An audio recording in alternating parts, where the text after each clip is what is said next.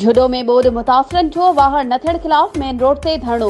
Road block traffic मुअतल। झुडो में देह 264 टड्डी मोरी ऐं ॿियनि इलाइक़नि जे रहवासियुनि वरी अंग में गॾिजी 202 स्टॉप वटि मेन मिठी मीरपुर ख़ासि रोड ते धरणो हणी रोड ब्लॉक करे छॾियो। ज़िले इंतज़ामिया खिलाफ छिती नारेबाज़ी कई वई। उन मौक़े ते मुतासिरनि अकरम आराई, हकीम लगारी, असगर गिराणो ऐं ॿियनि चयो त ताज़ो पयल बरसातुनि बाद पुराण नदी ऐं सिमनालनि जे घारनि सबबि असांजा दर्जने ॻोठ ॿुॾी विया आहिनि।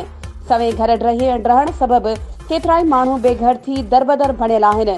हज़ारे एकड़ ज़मीन ते पोखियल फसल पाणी हेठि अची तबाह थी वियो आहे। हेॾी वॾी तबाही बाद बि इंतज़ामिया अञा ताईं मुतासिरनि जी वाहड़ न कई आहे, जंहिं सबबि सवें ख़ानदान बुखूं काटण ते मजबूर बणियल आहिनि।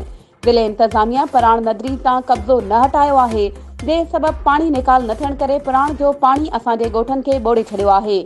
हुन नाला अख़्तियारियुनि खां मुतालबो कयो आहे त नोटिस वठी पराण नदी तां कब्ज़ो ख़त्म कराए असल हालत में बहाल करे मुतासिरनि जी वाहड़ कई वञे।